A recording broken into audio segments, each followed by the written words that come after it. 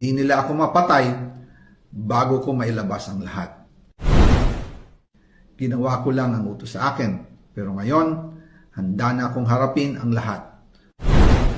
Ginagamit ng administrasyon ang buong resources ng bansa para tumahimik ako. That he will shoot me if I will talk. Gagamitin ako bilang panakipbutas sa kanilang kampanya laban sa korupsyon. Panakipbutas sa kanilang kampanya laban sa korupsyon.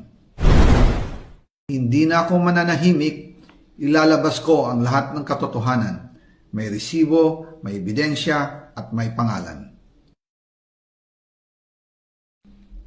Para sa bawat Pilipino, alam ko na buo ang galit ninyo sa akin ngayon. Nauunawaan ko rin kung bakit, lalo na at malaki ang halagang nakataya. Pero bago kayo humusga, hayaan ninyong ipaliwanag ko ang buong katotohanan. Matagal akong hindi nagsalita